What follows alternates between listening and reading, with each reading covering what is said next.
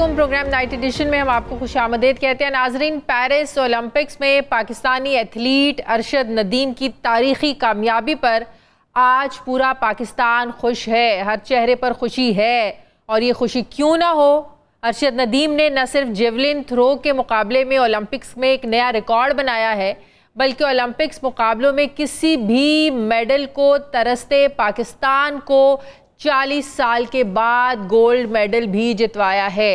अरशद नदीम ने न सिर्फ एक थ्रो से पूरे पाकिस्तान को जोड़ा है, बल्कि पाकिस्तानियों में एक नई उम्मीद भी जगाई है कि वो अपनी मेहनत से पूरी दुनिया को हैरान कर सकते हैं। वो अरशद नदीम जो चंद महीनों पहले तक प्रोफेशनल नेज़ा यानी जेवलिन ना होने पर परेशान था, ले नहीं सकता था, इसने पूरी दुनिया पर साबित कर दिया है कि अगर अज़म और हिम्मत और हौसले हों तो बड़ी से बड़ी रुकावट भी आपकी कामयाबी के सामने छोटी पड़ जाती है। ऐसे लग रहा है जैसे बड़े ही एक अरसे के बाद कौमी सतह पर पाकिस्तानियों को एक बड़ी खुशी मिली है। सियासी शख्सियात के साथ साथ खेलों, शोबिज़ सेलिब्रिटीज़ भी अरशद नदीम की कामयाबी का जश्न मना रहे हैं। पूरी कौम को अपने हीरो अरशद नदीम पर बड़ा फ़ख्र है। मैं अपनी तरफ से और 92 न्यूज़ की पूरी टीम की तरफ से, इदारे की तरफ से अरशद नदीम को, उनके अहल खाना को इस शानदार और तारीख़ी कामयाबी पर मुबारकबाद देती हूँ। नाज़रीन, मुझे यहाँ पर एक ब्रेक लेनी है, वापस आते हैं एक वक्फे के बाद।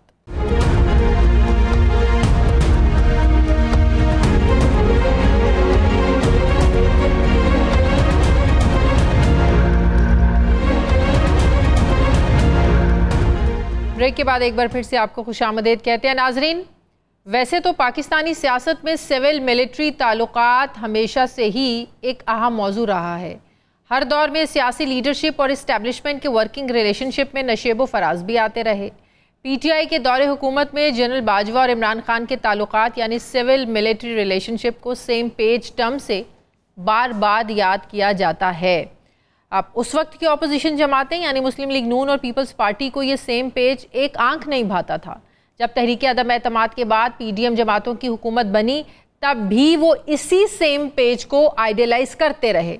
मई 2022 में वज़ीर आज़म शहबाज शरीफ ने एक शिकवा किया था कि जो अस्करी ताउन लाडले को मिला, अगर हमें मिलता तो आज मुल्क रॉकेट की तरह ऊपर जा चुका होता। मैं बड़े अदब से, बड़ी इनकिसारी से ये कहता हूं कि ऐसी जो सपोर्ट इस लाडले को मिली थी, अगर हमारी किसी हुकूमत को इसका 30% भी मिला होता तो पाकिस्तान अल्लाह ताला के फजल करम से, मैं बड़ा बोल नहीं बोल रहा, इंतहाई आजिज़ से अर्ज कर रहा हूं कि पाकिस्तान इस तरह रॉकेट की तरह ऊपर जा रहा होता। बिल्कुल लगता है कि शहबाज शरीफ साहब का ये जो शिकवा है अब ये ख़त्म हो गया है, क्योंकि कल नेशनल उलमा कन्वेंशन में वो army chief general Syed Asim Munir के सामने ये तस्लीम कर गए, ये कह गए कि जो ताउन उन्हें इस वक्त हासिल है आज से पहले कभी नहीं था। ये बात बिला खौफ तरदीद करना चाहता हूँ कि अल्हम्दुलिल्लाह जितना ताउन सियासी हुकूमत और आइनी इदारों के दरमियान आज है, शायद इतना ताउन पहले कभी मैंने अपने इस सियासी कैरियर में उसका मुशाहिदा पहले नहीं किया था। अच्छी बात है कि सिविल मिलिट्री ताल्लुकात मिसाली हैं, लेकिन वो तरक्की कहाँ गई जिसने रॉकेट की तरह मुल्क को ऊपर लेकर जाना था। ताल्लुकात तो बहुत मिसाली हैं आज भी, लेकिन महंगाई की भी कोई मिसाल नहीं मिलती। ताल्लुकात तो मिसाली हैं, लेकिन आपकी गवर्नेंस के ऊपर अवामी गुस्सा भी मिसाली है। ताल्लुकात तो भले ही बहुत मिसाली हैं आज भी, लेकिन इन ताल्लुकात को सियासी मुखालिफिन के ख़िलाफ़ इस्तेमाल करने की जो हिकमत अमली है, ये भी बड़ी मिसाली है। ताल्लुकात तो भले ही आज भी बहुत मिसाली हैं, लेकिन आप सरमायाकारी के लिए पाकिस्तान को मौजूद तरीन मुल्क बनाने में नाकामी की भी मिसाली है। ताल्लुकात तो बहुत मिसाली हैं, लेकिन बार बार अवाम के ख़िलाफ़ मुश्किल फ़ैसलों को रियासत बचाओ की मिसाली दलील आपको देना पड़ती है। ताल्लुकात तो भले मिसाली हों, लेकिन इन ताल्लुकात में आप हमारे दिफाई इदारे का दिफा करने में भी नाकाम रहे हैं। ताल्लुकात तो मिसाली हैं, लेकिन आपने अदलिया और पार्लियामेंट को आमने सामने खड़ा करके एक मिसाली कॉन्फ्लिक्ट पैदा कर दिया। आपके ताल्लुकात तो बहुत मिसाली हैं, लेकिन अडयाला जेल वाला बहुत पुरएतमाद है और आपके अंदर मिसाली डर क्यों नज़र आ रहा है? अस्करी लीडरशिप से ताल्लुकात मिसाली हैं तो हुकूमत के आते ही आपके अपने वज़रा हुकूमत के जाने की बातें क्यों कर रहे हैं? दूसरी तरफ इमरान खान ने न सिर्फ 9 मई पर मशरूत माफ़ी के बयान की तरदीद की है, बल्कि ये भी कहा गुज़श्ता रोज़ कि जेल से पेशगोई कर रहा हूँ कि हुकूमत के पास सिर्फ 2 महीने का वक्त है, हुकूमत दलदल में फंसती जा रही है, इन्हें समझ नहीं आ रही है, मेरे पास तो बहुत वक्त है, इनका ख़त्म हो रहा है वक्त। इमरान खान ने यह भी वाज़ेह किया कि अगर मौजूदा हुकूमत की ज़ेर निगरानी दोबारा इलेक्शन हुए तो हम नहीं मानेंगे। अब जहां एक तरफ मिसाली ताउन होते होते हुकूमत की घबराहट पर सवालात उठ रहे हैं, वहीं जेल में बैठे इमरान खान के कॉन्फिडेंस पर भी हैरत है कि वो कैसे किस बुनियाद पर हुकूमत के खात्मे का टाइम फ्रेम दे रहे हैं। अगर कोई बैकडोर चैनल नहीं खुला तो फिर ये एतमाद आ कहाँ से रहा है। असद कैसर साहब ने भी कल कहा कि नून लीग हुकूमत छोड़कर भागने के चक्कर में है और मुल्क में मार्शल लॉ लगवाना चाहती है। मैं बात करूंगी तहरीक इंसाफ के सीनियर रहनुमा अली मोहम्मद खान साहब मुझे ज्वाइन कर रहे हैं। अस्सलाम वालेकुम, बहुत बहुत शुक्रिया अली मोहम्मद खान साहब आपका। अली मोहम्मद खान साहब, जब राना सनाउल्लाह और ख्वाजा आसिफ साहब नवंबर दिसंबर की बाज़गश्त सुनाते हैं और ये कहते हैं कि हालात बदल भी सकते हैं, वो कहते हैं कि निजी महफिलों में आपकी ये बातें हो रही हैं कि नए चीफ जस्टिस आएंगे तो हालात बदल जाएंगे, इक़्तिदार आप लोगों के पास आ जाएगा। अब जब इमरान खान साहब भी अब ये बात कर रहे हैं कि उनके पास वक्त है लेकिन इस हुकूमत के पास 2 महीने रह गए हैं सिर्फ, तो वाकई वो जो भी बाज़गश्त सुनाई देती है कभी राना सनाउल्लाह की तरफ से या ख्वाजा आसिफ साहब की तरफ से कि आप लोगों की टिकटकी बंधी हुई है नए चीफ जस्टिस की तरफ, उम्मीदें लगी हैं उधर, क्या ये बात दुरुस्त है? फिर बहुत शुक्रिया। बिस्मिल्लाहिर्रहमानिर्रहीम, अल्लाहुम्मा सल्ली अला मुहम्मद व अला आलि मुहम्मद। ज़ाहिर है चेंज ऑफ गार्ड से फ़र्क तो पड़ता है। मौजूदा चीफ जस्टिस साहब के नीचे पाकिस्तान की तारीख़ में पहली बार एक बहुत बड़ी बल्कि सबसे बड़ी सियासी जमात से इलेक्शन से जो है पहले उनका इंतखाबी निशान जो है वो छीन लिया गया, ले लिया गया। तो ये एक चीज़ हुई, हालांकि उन्होंने इलेक्शन का ऑर्डर खुद दिया था, लेकिन फिर उनको इंश्योर करना चाहिए था कि ये इलेक्शन फ्री एंड फेयर भी हो। पाकिस्तान की तारीख़ का मुतनाज़ तरीन इलेक्शन जो है वो हुआ है और इस पे मैं समझता हूँ कि अभी तक सुप्रीम कोर्ट से कोई ऐसा नोटिस नहीं लिया गया कि इसका जुडिशल इंक्वायरी इसकी हो। हालांकि हमारी एक दरख्वास्त जिसको पटिशन कहते हैं 184(3) की, जिसके तहत सुप्रीम कोर्ट अगर चाहे तो इसका जुडिशल नोटिस ले सकती है इस पूरे इलेक्शन का। तो ये एक उम्मीद है कि अगर चीफ जस्टिस साहब कोई नए आते हैं, हो सकता है वो उसको उठा लें या मौजूदा चीफ जस्टिस साहब ही उठा लें। तो ये 2 महीने इनका जो बात कर रहे हैं खान साहब, कल जो उन्होंने सहाफियों से बात की, तो यही इस कॉन्फिडेंस के पीछे यही वजह है नए चीफ जस्टिस साहब का आना। ये हो सकता है ना हो, जरूरी नहीं है कि वो इस पिटिशन को ले लें, बल्कि मैं तो आपको ये कह रहा हूँ कि हो सकता है अगर काजी साहब जो चीफ जस्टिस साहब हैं वो खुद उसको उठाना चाहें तो उठा सकते हैं, वो अभी भी चीफ जस्टिस हैं। बल्कि मैं तो समझता हूँ कि मोहतरम चीफ जस्टिस साहब जो मौजूदा हैं उनको उसको उठाना चाहिए, क्योंकि जब उन्होंने वो एक तारीखी फैसला दिया कि 8 फरवरी को आप इलेक्शन किए, क्योंकि अता बंदियाल साहब तो नहीं करवा सके ना, उनको करवाना चाहिए था। तो जब इन्होंने किया तो ये तो सुप्रीम कोर्ट के फैसले की खुला खिलाफ वर्जी हुई कि वो तो चलो एक और बहस है ना कि हमसे हमारा निशान ले लिया, फलाना हो गया, ये हो गया, वो हो गया, लेकिन इलेक्शन के दौरान जो हमारे साथ हुआ वो तो सुप्रीम कोर्ट के डायरेक्शन की, उनके फैसले की खुला वायलेशन है। ये तो नहीं हो सकता कि सुप्रीम कोर्ट कहे कि आप इलेक्शन करें। सिर्फ इलेक्शन करना तो आइन की जिम्मेदारी नहीं है, उसको आजाद शफाफ भी होना चाहिए। तो खुला तौहीन अदालत हुई है। फिर कमिश्नर रावलपिंडी ने नहीं, वो फिर पार्लियामेंट बीच में आ गई थी ना, आपको याद होगा जब केपी और पंजाब में भी ऑर्डर आया था कि इंतखाबात करवाए जाएं, तो पार्लियामेंट ने एक करारदाद भी पास की थी और कहा था कि पूरे मुल्क में एक ही वक्त में इंतखाबात होंगे। अब वही चीज़ दोबारा दोहराई जा रही है। अब जब सुप्रीम कोर्ट मुख्तलिफ नशिस्तों के फैसले के बाद अब अमल दरामद का एक वक्त दिया, अब आप देखें कि इलेक्शन एक्ट तरमीम 2017 उसमें तरमीम कर दी गई हैं। तो बात यह है कि जब हुकूमतों को फैसले अच्छे नहीं लगते, हो सकता है कल को पीटीआई की हुकूमत आए, आप लोग भी यही करें, तो पार्लियामेंट को बीच में ले आते हैं। नहीं देखें, अगर अल्लाह के हुक्म से हमारी हुकूमत आती है और मैं किसी भी जगह किसी फैसला कौन पोजीशन पे हुआ, इस तरह माजी में इमरान खान साहब ने मेहरबानी फरमाई और काबीना का हिस्सा बनाया, हालांकि मैं स्टेट मिनिस्टर था, लेकिन बहरहाल काबीना मीटिंग में बैठते थे। तो अगर मैं कहीं भी बैठा हुआ, मैं तो अपनी कोशिश करूंगा कि कोई वो गलती ना हो जो ये हुकूमत इस वक्त कर रही है। पार्लियामेंट का काम मुल्की मफाद में, अवामी मफाद में कानून साजी करना है, ना कि किसी पॉलिटिकल पार्टी के सियासी मफादात को कवर करने के लिए। चाहे वो तहरीक इंसाफ, चाहे वो आज मुस्लिम लीग कर रही है, नून लीग कर रही है, या पीपल्स पार्टी, मैं समझता हूं आपको शाजिया बीबी एक बात मैं कहूं, मैं कहता हूं इसमें सबसे बड़ा मुजरिम नून लीग से पीपल्स पार्टी बड़ी मुजरिम है। उसकी वजह यह है कि एक शख्स है, वो जो है कोई गलत काम करता है, लोग उसको बुरा कहेंगे, तो नून लीग ने कभी भी ये दावा नहीं किया कि हम आईन बनाने वाली जमात हैं, डेमोक्रेट्स हैं। कभी उन्होंने भुट्टो का वो नहीं फलसफा लोगों के ऊपर वो बेचा। पीपल्स पार्टी ने हमेशा ये बात कि हम डेमोक्रेट्स हैं, हम कॉन्स्टिट्यूशनलिस्ट हैं, हमने बड़ी मारे खाई हैं, हमने बड़े कोड़े खाए हैं। ज़िया साहब के दौर की तरफ इशारा है, डिक्टेटरशिप के खिलाफ हमने MRD चलाई फलाना। जिन जिन लोगों ने कोड़े खाए, जिन जिन लोगों ने वो तहरीक चलाई, इनको चुन चुन के जरदारी साहब ने बेनजीर साहिबा की पीपल्स पार्टी से इतना दूर किया है जितना कोई शख्स जो है वो नॉर्थ और साउथ पोल होता है। तो पीपल्स पार्टी ज्यादा जुर्मदार मैं इसलिए कह रहा हूं है कि ये सब कुछ कहते हुए, और माजी में की हिस्ट्री है कि ज़िया साहब के खिलाफ उन्हें स्ट्रगल की और अपनी लीडर तक को गवाया, शहीद हो गई। लेकिन आप आज उसी हाइब्रिड प्लस रजीम का ऐसा हिस्सा बने हैं कि आप हुकूमत में ना बैठकर उनको सपोर्ट कर रहे हैं, कि आप जो है हुकूमती बेंचेस पे बैठे हैं, ब्लेम भी नहीं ले रहे, कॉन्स्टिट्यूशन पोस्टें भी सारी ले ली हैं। सिर्फ जरदारी साहब की सपोर्ट है या सेम पेज की सपोर्ट है, जिसको कल बड़ा अप्रिशिएट कर रहे थे शहबाज शरीफ साहब, प्राइम मिनिस्टर साहब, जिस तरह माजी में इमरान खान साहब बड़ा अप्रिशिएट करते थे सेम पेज जनरल बाजवा के साथ, बड़े हमें तारीफ़ें करते थे सहाफ़ियों के सामने, एंकर्स के सामने, कि बाहर से कोई पैसा लाना हो तो आर्मी चीफ बड़ी मदद करते हैं, सरमायाकारी लानी हो तो बड़ी मदद करते हैं, मुल्क को बड़े अच्छे तरीके से हम लोग मिलकर लेकर चल रहे हैं। यही तारीफ़ें कल वो भी कर रहे थे। तो सेम पेज अच्छी चीज़ तो है, लेकिन उस सेम पेज का नतीजा तो आप लोगों ने भुगता। मजेदार बात करूं, ये सेम पेज पे ज्यादा जोर तब दिया जाता है जब ये किताब के आखिरी सफ़ात नजदीक हों।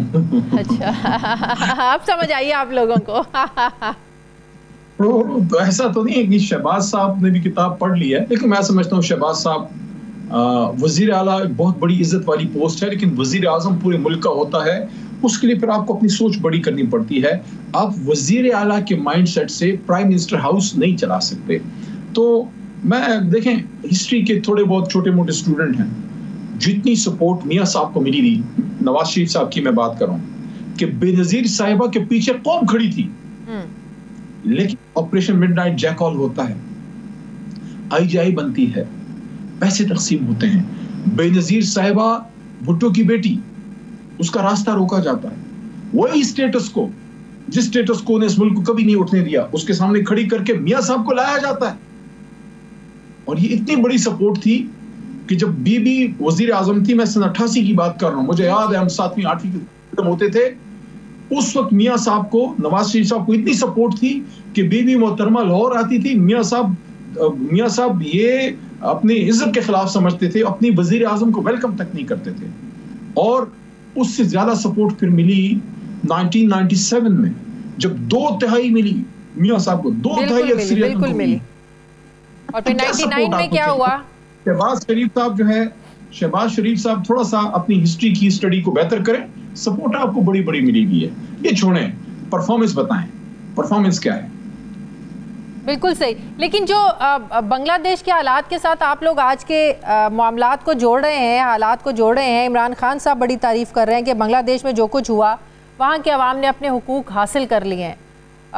कल तक तो कुछ और बात करते थे, कल तक तो मुजीबुर रहमान को हीरो मानते थे, और फिर 2-4 महीने पहले जो एक वीडियो आप लोगों की चली जिस पर बड़ा वावेला आज तक मचता है, जिसमें गद्दार कौन और क्वेश्चन मार्क लगा के जो करते थे, तो आज कैसे हसीना वाजिद और वो सब कुछ अच्छा हो गया, माजी में इतनी तारीफ़ करते थे और आज वो कह रहे हैं कि बहुत अच्छा हुआ हसीना वाजिद की हुकूमत के साथ, क्योंकि वो गलत कर रही थी और आवाम को उनके हुकूक मिल गए। शाजिया साहब, इस पे पर्सपेक्टिव जो है वो ठीक होना चाहिए, और वो ये कि खान साहब ने कभी शेख मुजीब को ना हीरो कहा है, ना उसकी कोई तारीफ वगैरह की है। ये कहा था कि मैंडेट उसको मिला था, उसको हुकूमत दे देनी चाहिए थी ताकि मुल्क ना टूटता।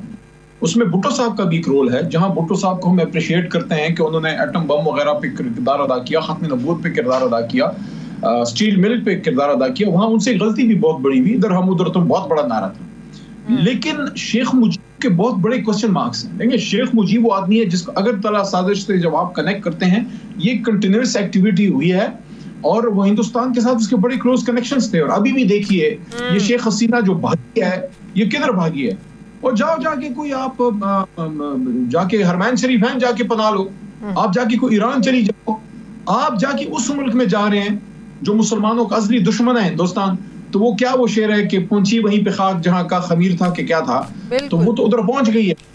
तो मैं ये कहूंगा कि ये नज़ारे को खूबसूरत नज़ारे नहीं है कि अवाम घुस रही है प्राइम मिनिस्टर हाउस में और पता नहीं क्या कर रहे हैं। ये उनकी कोई समझता कि उनको इस पे बहुत ज्यादा फख्र करना चाहिए। ये उनके लिए लम्हा फिक्र है कि 17 साल से ये खातून बैठी है, ऐसा उसने अपने मुखालफों को मारा है कि जमात इस्लामी का तो उसने उधर नामो निशान तक मिटा दिया। बिल्कुल, वो खातून बीबी को उसने लोगों को फांसियां दिलवाई, सब कुछ कर दिया। बिल्कुल। तो इस तरह जी, बहुत शुक्रिया तहरीक इंसाफ के सीनियर रहनुमा अली मोहम्मद खान साहब मेरे साथ थे। बहुत शुक्रिया आपका। मुझे ब्रेक लेनी है नाज़रीन, वापस आते हैं एक वक्फे के बाद।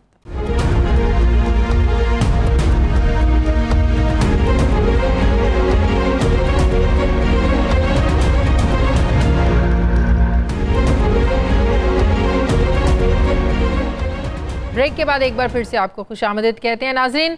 कहते हैं ना कि confidence is silent, insecurities are loud, यानी पुरएतमादी खामोश और डर बोलता है। मुल्क में पॉलिटिकल पोलराइजेशन अब एक ऐसे फेज़ में दाखिल हो गई है हमारे यहाँ, जिसे आसाबी जंग कहें तो शायद ये गलत नहीं होगा। अडयाला जेल की कैद में इंतहा की पुरएतमादी नज़र आ रही है, जबकि हुक्मरानी के जो ऐवान हैं वहाँ एक डर है। क्या ये पुरएतमादी की इंतहा नहीं कि कहा जा रहा है कि हुकूमत के पास तो 2 महीने जबकि मेरे पास तो बड़ा वक्त है? क्या ये पुरएतमादी की इंतहा नहीं कि 1 साल से कैद है और बयान आता है कि मुज़ाकरात सिर्फ ताकतवरों से करूँगा और अगर वो नहीं चाहते तो ना करें? क्या ये पुरएतमादी की इंतहा नहीं कि बाहर जाने की डील लेने की बजाय अपना और सियासी मुखालिफिन का नाम ECL में डालने का मुतालिबा सामने आ रहा है? क्या ये पुरएतमादी की इंतहा नहीं कि सफाइयाँ देने या माफ़ी मांगने की बजाय 9 मई के जुर्म के सबूत मांगे जा रहे हैं? क्या ये पुरएतमादी की इंतहा नहीं कि अपनी गिरफ्तारी को ज़्यादती कह रहे हैं और ज़्यादती करने वालों से माफ़ी का मुतालिबा किया जा रहा है? क्या अडयाला जेल में कैदी है, क्या ये उसकी पुरएतमादी की इंतहा नहीं कि पार्टी टूट चुकी है, ख़ुद वो कैद में है, सियासी मुखालिफिन का इक़्तिदार चल रहा है और वो ये कहता है कि उन्हें भागने नहीं देना? क्या ये पुरएतमादी की इंतहा नहीं कि जब भी अडयाला से खबर बाहर आती है उसमें एक जुमला ज़रूर सुनने को मिलता है कि वो तो किसी के साथ बैठने को तैयार नहीं या वो मान नहीं रहा? क्या ये पुरएतमादी की इंतहा नहीं कि इसे 32 साल कैद की सज़ा सुनाई गई लेकिन वो मुज़ाहमत की राह छोड़ने को तैयार नहीं हुआ था? क्या ये पुरएतमादी की इंतहा नहीं कि जिसकी पार्टी को ख़त्म कर दिया गया, लीडर्स तितर बितर हो गए, इंतखाबी निशान छीन कर मैदान में छोड़ दिया गया और वो अपनी मतवक्के जीत का जश्न मनाता रहा? अब सवाल ये है कि ये कॉन्फिडेंस है या ओवर कॉन्फिडेंस? क्योंकि बहुत से सियासी माहिरीन का मानना है कि खान साहब इस कॉन्फिडेंस में बहुत सी सियासी ट्रेनें मिस कर गए हैं। मैं बात करूंगी, मुझे ज्वाइन कर रहे हैं सीनियर सहाफ़ी तज्ज़ियाकार इरशाद भट्टी साहब। अस्सलाम वालेकुम, बहुत बहुत शुक्रिया भट्टी साहब। भट्टी साहब, बड़ा कॉन्फिडेंस है खान साहब की बातों में, वो बड़े वसूख से बात कर रहे हैं कि 2 महीने का वक्त है, मेरे पास तो बड़ा वक्त है। ये इस बात को अगर हम जोड़ें 2-3 हफ्ते पहले जो चहमगोइयाँ हो रही थी वो ख्वाजा आसिफ भी कर रहे थे और वो राना सनाउल्लाह भी कर रहे थे। वो अक्टूबर नवंबर से खौफ खा रहे थे, उन्हें खौफ था कि नए चीफ जस्टिस आएंगे तो मामलात बदल जाएंगे, इक़्तिदार इमरान खान के पास चला जाएगा। राना सनाउल्लाह साहब ने तो यहाँ तक कहा कि इमरान खान जेल से बाहर आने का मतलब है कि हम सब अंदर चले जाएं। तो ये कॉन्फिडेंस है या ओवर कॉन्फिडेंस है? अच्छा, अब आपके सवालों के ये जो आपने इंट्रो दिया, क्या खूबसूरत इंट्रो दिया, यानी आपने मुझसे सीखना शुरू कर ही दिया आखिर। तो एक तो इसके 2 आपके जो सारे को सम अप करूं तो 2 सवाल बनते हैं, एक खौफ, दूसरा कॉन्फिडेंस। खौफ क्यों है और कॉन्फिडेंस क्यों है? खौफ की वजह आपको पता ही है, 8 फरवरी 2024 का इलेक्शन और यानी पल्ले नहीं धेला कर दी मेला मेला, कुछ भी नहीं इनके पास। और यानी आप देखें कि ना मैंडेट है, ना अवामी मदद है, ना इखलाकी बर्तरी है, एक 1 पेज है सिर्फ, जो 1 पेज है, और परफॉर्मेंस भी कोई नहीं, गवर्नेंस भी कोई नहीं, और इत्तेहादियों में आपस में इत्तेहाद भी नहीं है। मुस्लिम लीग नून के अंदर ग्रुप हैं जो, चूँकि ये हम इस वक्त वो फार्चून हंटर्स, मौका परस्तों और वारदातियों में घिरे हुए हैं, इसलिए ये चूँकि मौका परस्त हैं तो इसलिए ये अलहदा नहीं हो रहा है, सारों की बका इकट्ठे होने में है। वजह यह कि इनके सामने इमरान खान है और इनको पता है अकेले अकेले इन सारों को उसने फारिग कर दिया था, तो अकेले अकेलों को क्या करेगा। तो लिहाजा एक सिर्फ प्लस पॉइंट है उधर, और वो है उधर 1 पेज का कॉन्फिडेंस है। 1 पेज पे कितना मुल्क चलता है। अडयाला में 8 फरवरी का कॉन्फिडेंस है। इस तरह आप इसको डिफरेंशिएट कर रहे हैं? नहीं, मैं इस तरह नहीं कर रहा। मैं इस तरह कर रहा हूँ कि ये 16 महीने की बदतरीन परफॉर्मेंस, पाकिस्तान तारीख़ की बदतरीन PDM-1 परफॉर्मेंस, निगरान पाकिस्तान की मुतनाज़ तरीन निगरान हुकूमतें और मुतनाज़ तरीन इलेक्शन कमीशन और मुतनाज़ तरीन फ़ैसलों के बावजूद और बहुत जबर और घुटन के माहौल में के होने के बावजूद जो 8 फरवरी 2024 का आया, वो डेफिनेटली एक कॉन्फिडेंस है। लेकिन उसके अलावा कॉन्फिडेंस की एक दूसरा क्या है, जो केसेस बनाए गए वो केसेस एक एक करके ख़त्म हो रहे हैं। तीसरा कॉन्फिडेंस क्या है कि हर गुज़रते दिन के साथ बैरूनी दुनिया और अंदरूनी दुनिया में इमरान खान के हवाले से चीज़ें बदलती जा रही हैं और इनके हवाले से चीज़ें बिखरती जा रही हैं। चौथी कॉन्फिडेंस क्या है कि IMF देख लें, वर्ल्ड बैंक देख लें, सऊदी अरब देख लें, UAE देख लें, चीन देख लें, सारे दोस्त और सारे जो पैसे देने वाले इदारे हैं सब कह रहे हैं कि नफ़रत तकसीम ख़त्म करें, सियासी अदम इस्तेकाम ख़त्म करें, और सब कह रहे हैं, तकरीबन 90% कह चुके हैं कि इस हुकूमत के पल्ले कुछ नहीं, कमज़ोर मैंडेट है, ये फैसला नहीं कर सकती। पांचवा कॉन्फिडेंस क्या है? पांचवा कॉन्फिडेंस ये है कि काजी फ़ाइज़ ईसा जा रहे हैं सुप्रीम कोर्ट से, और काजी फ़ाइज़ ईसा इस वक्त वही कुछ हैं जो उन्होंने बड़ी मेहनत से उमर अता बंदयाल साहब को बनाया था, यानी मिनॉरिटी में हैं और उनका वो जाने वाले हैं। मंसूर अली शाह साहब, मुनीब अख्तर और बाकी वो उनका शुरू होने वाला है, और अदलिया एक तरफ खड़ी है और अदलिया चीज़ों को किस तरह देख रही है ये मुझे और आपको कोई एक्सप्लेन करने की ज़रूरत नहीं। छठा कॉन्फिडेंस ये है कि मुल्क नहीं चल रहा, गवर्नेंस परफॉर्मेंस नहीं हो रही। सातवां कॉन्फिडेंस ये है कि लोग तंग हैं इनसे, तमाम तर इनके वो जाली ड्रामे, टोपी ड्रामे, वो सारी फिल्में खत्म हो गई। आपने लगता है आठवां कॉन्फिडेंस ये है कि इमरान खान साहब, आपने तकरीर सुनी, उसी सेम पेज की बात उन्होंने कल की जो माजी में इमरान खान साहब किया करते थे। उन्होंने तो कल कहा कि जितना ताउन आज सियासी हुकूमत और आईनी इदारों के दरमियान है, शायद ये ताउन मैंने अपनी पूरी सियासी जिंदगी में नहीं देखा। और आपको पता है ना कि जब इमरान खान साहब के दौर में ये कहते थे, बाद में भी बल्कि उन्होंने मई में ये कही थी बात 2022 में, कि जितनी सपोर्ट इमरान खान को थी इस्टेब्लिशमेंट की, जितना ताउन था उसका 30% भी हमें मिला होता तो आज मुल्क जो है ना वो पता नहीं कहाँ चला गया होता। तो बात यह है कि इस सेम पेज का इतना कॉन्फिडेंस है कि वो तो मुल्क को तरक्की की बुलंदियों पे ले जाएंगे। अब इमरान खान भी ऐसा जालिम आदमी है कि इनको वो भगा ज़्यादा रहा है, डरा ज़्यादा रहा है। अब उसने देखो परसों कह दिया कि हेलीकॉप्टर सारे ग्राउंड कर दिए जाएं और इनके नाम ECL में डालें, कहीं ये भाग ना जाएं हसीना वाजिद की तरह।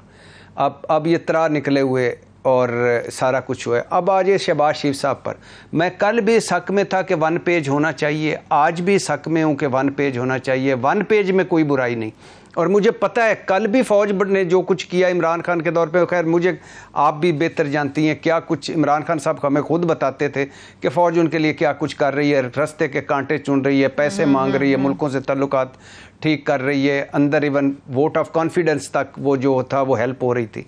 आज भी जन आसम मुनीर जो है और फ़ौज जो है ये बाहर से मुल्कों के ताल्लुकात अच्छे करना, कोई सरमायाकारी देखें, ज़राअत देखें और बाकी इन्वेस्टमेंट देखें, या जो भी एफर्ट है वो वही कर रहे हैं।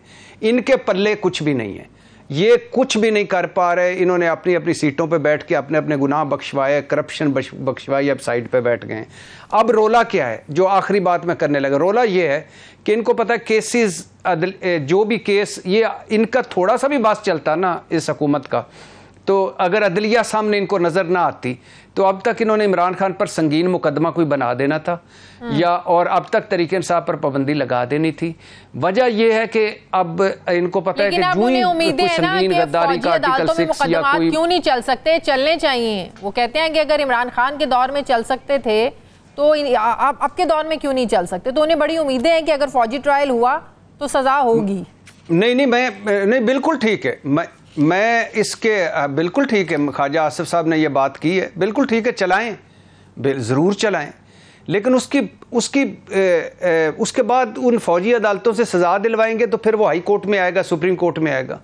प्रॉब्लम ये है कि आप हमज़ा कैंप का फ़ैसला पढ़ लें जो सुप्रीम कोर्ट ने दिया, आप लाहौर हाई कोर्ट में 12 मुकदमों वाले इमरान खान का हेयरिंग सुन लें, दोबारा उनके रिमार्क्स या उसका फ़ैसला पढ़ लें, आप इस्लामाबाद हाई कोर्ट में के 4 फैसले पढ़ लें इस 9 मई पे, आप सेशन कोर्ट्स के 7 फैसले पढ़ लें 9 मई पे।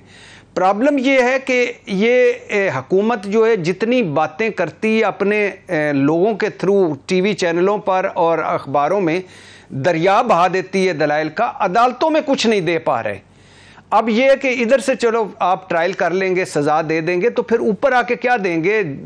3 मैं हैरान रह गया, 3 मोहलतें दी, यानी वो जो प्रोसिक्यूटर जनरल पंजाब को लाहौर हाई कोर्ट के 2 रुकनी बेंच, और इमरान खान का पहला बाकायदा मुकदमा था, 12 मुकदमे, पहली बाकायदा गिरफ्तारी थी 9 मई में, पहला वो सच झूठ जानने वाली मशीन तक आ गई थी, और पहली बाकायदा तफ्तीश थी, और पहला बाकायदा ट्रायल था, और उसमें वो क्या पढ़ के सुना रहे थे, ट्वीट्स और इमरान खान की तकरीर। और जज साहब ने कहा बस करें यार, इससे ज़्यादा धमकियां तो हमें मिल रही हैं, आप बताएं कोई लीड किया है उसने, कोई उसने पत्थर मारा, कोई उसने कहा जला दो, गिरा दो, कहाँ कोई बताओ तो सही, कोई नहीं दे सके।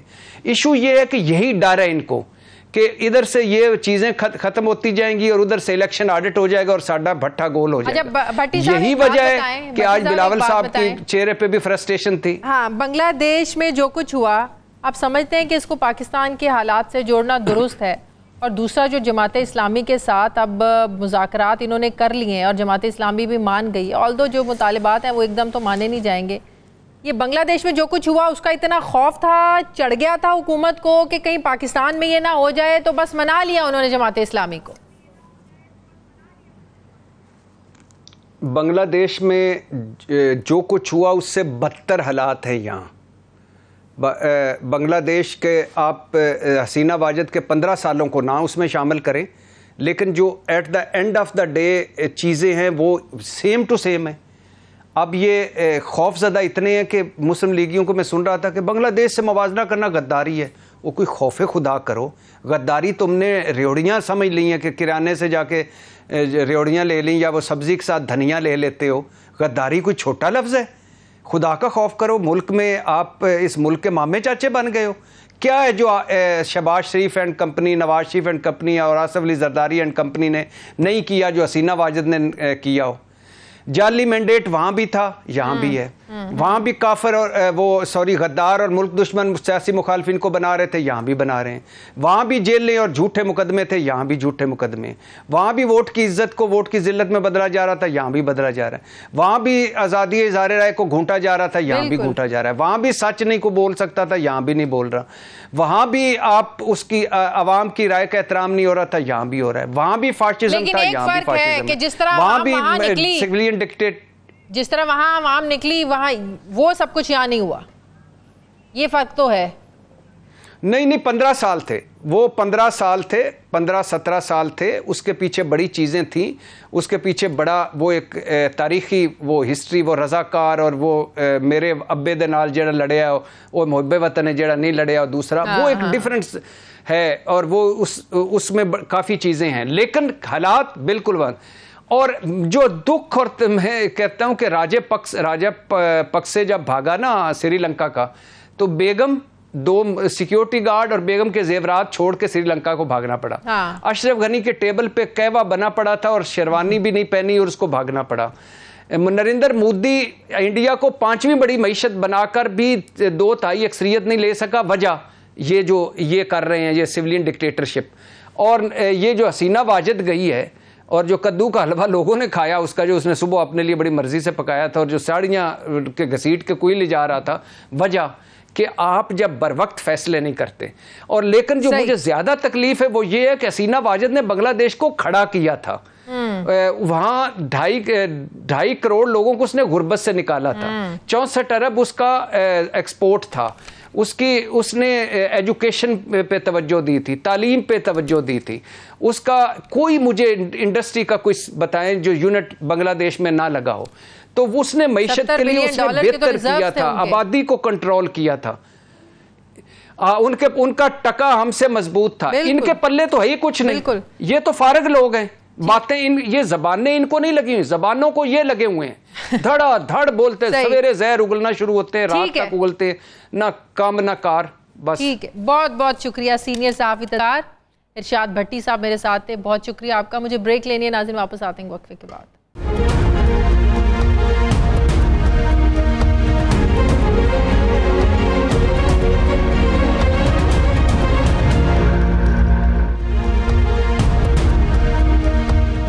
ब्रेक के बाद एक बार फिर से आपको खुशामदीद कहते हैं। नाज़रीन, इस वक्त पाकिस्तानी रियासत के 2 बड़े सतून आमने सामने खड़े नज़र आ रहे हैं।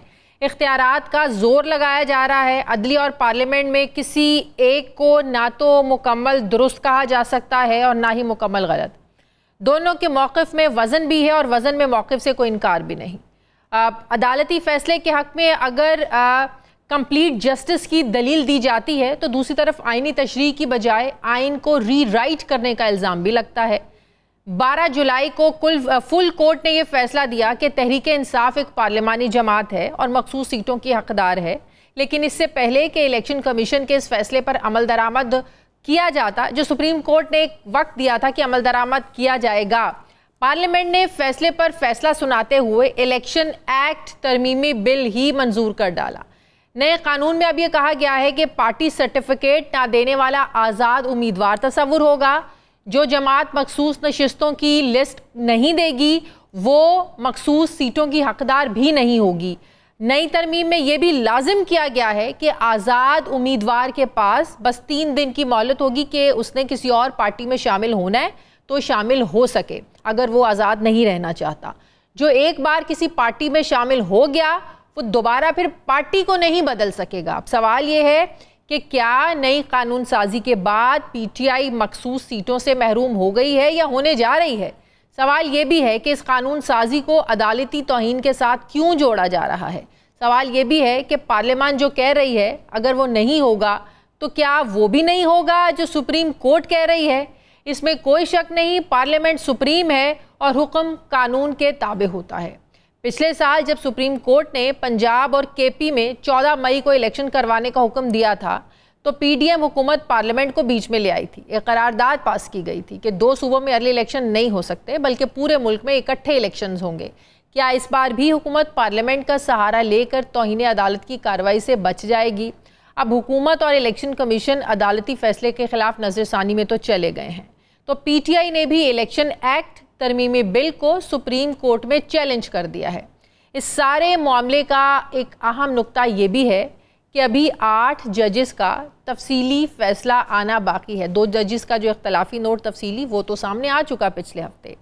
अपने फैसले में जस्टिस अमीनुद्दीन खान और जस्टिस नईम अख्तर अफगान ने जहां तफसीली फैसला न आने पर तनकीद की, वहीं पीटीआई को मखसूस नशिस्तें देना भी गैर आइनी करार दिया। इख्तलाफी फैसले में यहाँ तक लिखा गया कि रियासत का कोई इदारा ऐसे अदालती हुक्म पर अमल का पाबंद नहीं जो आइन के मुताबिक ना हो। यानी केस की समाअत के दौरान जजिस के रिमार्क्स में जो इख्तलाफ राय था उसकी शिद्दत हमें फैसले में नज़र आई। सवाल ये है कि क्या तफसीली फैसले में अक़लियती फैसले में उठाए गए जो सवालात हैं उनके जवाबात भी सामने आ सकते हैं।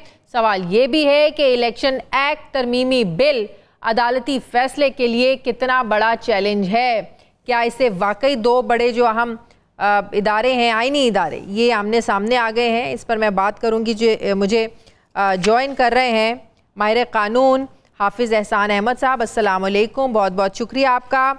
हाफिज साहब, तहरीक इंसाफ तो कह रही है कि हुकूमत जो है वो पार्लियामान को अदलिया के मद्दे मुकाबिल ला रही है, इससे इज्तनाब किया जाए और इलेक्शन एक्ट तरमीमी बिल में सुप्रीम कोर्ट के फैसले पर अमल दरामद को रोकने के लिए जो सादा अक्सरियत से तरमीम की गई है, या इनकी खुला खिलाफ वर्जी कर रही है पार्लियामेंट? बिस्मिल्लाहिर्रहमानिर्रहीम। शाज़िया, दो चीजें बड़ी इंपॉर्टेंट है जो आपने अपने इंट्रो के अंदर कही है। एक तरफ आपने पार्लियामेंट की बात की है, दूसरी जुडिशरी की बात की है। लेकिन अगर इनको टोटो के अंदर देखा जाए तो उसके अंदर ये है कि जब से पाकिस्तान की सुप्रीम कोर्ट बनी है, इसके अंदर कॉन्स्टिट्यूशनल कॉन्ट्रडिक्शंस भी हैं और कॉन्स्टिट्यूशनल डेविएशंस भी मौजूद है। चाहे कोई भी फैसला आप इंपॉर्टेंट देख लें तो सुप्रीम कोर्ट का व्यू हर दफा जो है वो कोई ना कोई नया आता है। कभी वो किसी मार्शल लॉ को वैलिडेट कर देती है, कभी उसके अंदर एक स्पेस दे देती है, कभी उसके बाद ये है कि पब्लिक इंटरेस्ट के अंदर जाके जो लॉ ऑफ नेसेसिटी है उसके ऊपर चली जाती है। और इस तरह का आपको 2024 तक अब की जो जजमेंट आई है, किसी जगह राइटिंग ऑफ द कॉन्स्टिट्यूशन पे चली जाती है, किसी जगह रीडिंग इनटू द कॉन्स्टिट्यूशन पे चली जाती है, कभी चीजों से पीछे हट जाती है उस चीज के अंदर। तो दो राय इसके अंदर नहीं है कि पाकिस्तान की सुप्रीम कोर्ट की जो कॉन्स्टिट्यूशनल हिस्ट्री है उसके ऊपर इतने ब्राइट चीजें ऐसी नहीं है कि जिसके अंदर हम ये कहें कि पाकिस्तान की सुप्रीम कोर्ट जो है वो बड़े जबरदस्त फैसले करती आई और शायद ये जो फैसला ये किया उन्होंने वो उसके अंदर क्यों इतनी जो है वो क्रिटिसिज्म आए। दूसरा उसके अंदर चले जाते हैं वो है आपकी पार्लियामेंट। इसमें भी दो राय कोई नहीं है कि पार्लियामेंट जो है इसके अंदर भी लेजिस्लेटिव जो है कॉन्ट्रडिक्शंस है। कभी पर्सन स्पेसिफिक आती है, कभी इंस्टीट्यूशनल स्पेसिफिक आती है, कभी उसके बाद किसी को फैसिलिटेशन के अंदर बात आती है। तो ये सारी चीजें दोनों मौजूद है। लेकिन हाफिज साहब, ये भी तो एक प्रेसिडेंट सेट हो जाएगा ना। आज इनकी हुकूमत है, कल को पीटीआई की हुकूमत भी हो सकती है, किसी और जमात की हुकूमत भी हो सकती है। इस तरह तो हुकूमतों को अगर सुप्रीम कोर्ट के फैसले सूट नहीं करेंगे, उनके खिलाफ फैसले उन्हें अच्छे नहीं लग रहे हैं, तो वो पार्लियामेंट को सामने ले आएंगी। आप एक प्रेसिडेंट सेट कर रहे हैं कि हुकूमतों को अगर फैसले पसंद नहीं है तो कानून साजी कर लें। देखिए शाज़िया, ये है कि अगर आप इस फैसले पे, इस स्पेसिफिक फैसले के अंदर आए कि जो 12 जुलाई का आया है, इसमें दो राय नहीं है कि पाकिस्तान की सुप्रीम कोर्ट जो भी मेजॉरिटी के अंदर फैसला करे हमें उससे मानना चाहिए। और आर्टिकल 189 के नीचे पाकिस्तान के सारे इदारे जो हैं वो उस फैसले के पाबंद हैं। लेकिन उसके साथ साथ हमारा कॉन्स्टिट्यूशन ये कहता है, जो आर्टिकल 175(2) है उसके अंदर ये कहता है कि पाकिस्तान की कोई अदालत जो है, चाहे वो सुप्रीम कोर्ट है, हाई कोर्ट है या उसके अलावा भी जो अदालतें हैं, वो कोई ऐसी जुरिस्डिक्शन एक्सरसाइज नहीं करेंगी जिनको लॉ या कॉन्स्टिट्यूशन उन्हें इख्तियार ना देता हो। अब इस चीज के अंदर यह है कि क्या पाकिस्तान की सुप्रीम कोर्ट ने 12 जुलाई को जो 8-5 से एक फैसला किया है वो कॉन्स्टिट्यूशनल लिमिट्स के अंदर रह के किया है? सवाल ये है। अब पाकिस्तान के सुप्रीम कोर्ट के पास जो मामला था वो आर्टिकल 51 का था, आर्टिकल 106 का था, सेक्शन 104 का था और रूल 94 का था। और ये बड़ा वाज़ेह था। और एक जजमेंट जो है इलेक्शन कमीशन ऑफ पाकिस्तान से होती हुई पेशावर हाई कोर्ट और पेशावर हाई कोर्ट से सुप्रीम कोर्ट के अंदर आई। और सुप्रीम कोर्ट ने 6 मई को जो लीव ग्रांट किया था वो इस बुनियाद पे किया था कि जो दूसरी पॉलिटिकल पार्टीज को आर्टिकल 51 के तहत सीट दी गई है वो कानून के मुताबिक है या नहीं है। अब अगर पहले फ्रेज पे चला जाए तो इसमें दो राय कोई नहीं है। SIC जो है वो 12 जुलाई के फैसले के अंदर भी डिसएंटाइटल है, वो उसके बाद 25 मार्च का जो फैसला उसमें भी डिसएंटाइटल है, और जो 1 मार्च का इलेक्शन कमीशन का फैसला उसमें भी डिसएंटाइटल है। ये भी एक हकीकत है कि 22 मार्च को जो है 22 फरवरी को SIC ने अप्लाई किया था, PTI ने अप्लाई नहीं किया था। और PTI ने एज ए प्रॉक्सी के तौर पे सुप्रीम कोर्ट तक SIC के केस को मजबूत किया और उसकी फेवर के अंदर गए। और उन्हीं के कैंडिडेट जो थे वो आर्टिकल 51 के नीचे लेकिन साथ ही फैसले में ये, लेकिन साथ आप ये देखें ना, बशमूल चीफ जस्टिस साहब, उन्होंने ये भी कहा था उस फैसले में कि तहरीक इंसाफ एक सियासी जमात है और इलेक्शन कमीशन ने फैसले की गलत तशरीह की, गलत तरीके से समझा। ये नहीं कहा था कि आप निशान छीन लें और उस पार्टी की सियासी हैसियत को ही खत्म कर दें। अच्छा नहीं, अब तीसरा आ जाते हैं। अब तीसरा उस चीज के अंदर आया है कि जो इलेक्शन कमीशन ऑफ पाकिस्तान ने जो दोनों चीजें की हैं कि SIC को डिसएंटाइटल किया है और दूसरी पॉलिटिकल पार्टीज को एंटाइटल किया है। मैं ये समझता हूं कि SIC का फैसला जो है आर्टिकल 51 के नीचे बिल्कुल ठीक है और जो दूसरी पॉलिटिकल पार्टीज है वो डिसएंटाइटल नहीं है, और यही सुप्रीम कोर्ट के पास कंट्रोवर्सी। अब आपका जो सवाल ये है कि क्या पाकिस्तान की पॉलिटिकल पार्टी जिसको इलेक्शन एक्ट के अंदर डिसॉल्व न किया गया हो या आर्टिकल 17 के अंदर डिसॉल्व न किया गया हो, क्या उसका पॉलिटिकल स्टेटस जो है वो बरकरार रहता है? बिल्कुल बरकरार रहता है, इसमें दो राय कोई नहीं है। लेकिन अगली चीज ये है कि क्या उसके बरकरार रहने से वो आर्टिकल 51 के नीचे जो रिजर्व सीट्स है उनके लिए एलिजिबल है या नहीं, ये है बुनियादी चीज। और वहां पे आर्टिकल 51 ये कहता है कि सिर्फ वही पॉलिटिकल पार्टीज जो है एलोकेशन फॉर रिजर्व सीट्स के लिए एंटाइटल है, नंबर 1 जिन्होंने एज ए पॉलिटिकल पार्टी के तौर पे इलेक्शन लड़ा हो किसी इलेक्शन सिंबल्स के ऊपर। और ये जो अमेंडमेंट थी ये 2017 के अंदर आई थी। अब ये है कि जब पॉलिटिकल पार्टी पार्लियामेंट्री पार्टी के तौर पे हम मान भी लें, लेकिन वो पार्लियामेंट्री पार्टी जो है वो अकॉर्डिंग टू द कॉन्स्टिट्यूशन जो है वो इनएलिजिबल है। और यही वो एक चीज है जिसपे बुनियाद बनी है, जिसपे सारे जो आपके सुप्रीम कोर्ट के दूसरे जजेस थे उन्होंने कहा कि एसपीटीआई एंटाइटल तो है उस चीज के अंदर, यानी कि क्वालिफाई तो करती है, लेकिन हम इलेक्शन कमीशन ऑफ पाकिस्तान को नहीं कह सकते कि वो आर्टिकल 51 के मुताबिक वो फैसला करें। लेकिन आप और मैं जो अब बात कर रहे हैं और इतनी बहस हो रही है, आप नहीं समझते कि तफसीली फैसला ना आने की वजह से अभी तक नहीं आया, उस वजह से ज्यादा बहम पैदा हो रहे हैं? देखें चीज ये शाज़िया, एक तो ये है कि हमारी सुप्रीम कोर्ट जो है इसे हमारे सारे जुडिशियल सिस्टम के अंदर एक चीज पे आना चाहिए कि ये जो शॉर्ट ऑर्डर और उसके बाद डिटेल ऑर्डर इससे निकल जाना चाहिए। आपके सामने एक इंपॉर्टेंट मैटर था, आप उसके अंदर जहां के ऊपर आपने 12 जुलाई से पहले 3-4 दिन लगाए, आप 4-5 दिन और लगा लेते और एक फैसला देते कि क्या आपने आर्टिकल 17 पे रिलाई किया है, क्या आर्टिकल 187 पे रिलाई किया है, या आपने किस तरह आर्टिकल 175 से बाहर निकले हैं, आप किस तरह आर्टिकल 185 से बाहर निकले हैं, किस तरह आपने ये सारी जजमेंट, अगर वो रीजनिंग आ जाती तो ये सारी चीजें जो हाइपोथेटिकल डिस्कस की जा रही हैं वो नहीं आई। अब दूसरा उसी की तरफ इशारा यह है कि जो 2 मेंबर्स बेंच का आया है उन्होंने 32 कॉन्स्टिट्यूशनल और लीगल पॉइंट्स उठाए और सारे के सारे ऐसे पॉइंट्स हैं जिनको मैं ये समझता हूं कि उसके अंदर अब इन जो डिटेल जजमेंट आए उन्हें एड्रेस होना चाहिए। और उसके अंदर बड़े सीरियस बात की है उन्होंने नंबर 1 ये कहा है कि पाकिस्तान की सुप्रीम कोर्ट ने अगर इनको एलोकेशन ऑफ रिजर्व सीट्स देनी है तो आर्टिकल 175 से बाहर निकलना पड़ेगा, आर्टिकल 51, 63 और 106 बाकायदा इनको मुअत्तल करना पड़ेगा, 51 को सस्पेंड करना पड़ेगा जो सुप्रीम कोर्ट की पार नहीं है। और यही हमारे जजेस और मोहतरम आप बैठे हुए हैं ना, इनके अंदर भी एक लीगल या कॉन्स्टिट्यूशनल कॉन्ट्रडिक्शन है। वो ये है कि ये मुख्तलिफ औकात के अंदर मुख्तलिफ जजमेंट्स देते रहे हैं और वो जो जजमेंट्स है वो आगे आती हैं। इन्हीं में जो जज साहब थे उन्होंने ये कहा जब पंजाब के इलेक्शंस का आया तो उन्होंने कहा कि हमें पॉलिटिकल फैसिलिटेशन या पॉलिटिकल स्टेक होल्डर्स का आलाकार नहीं बनना चाहिए और पहले ही दिन उन्होंने वो पिटीशन जो थी वो डिसमिस की।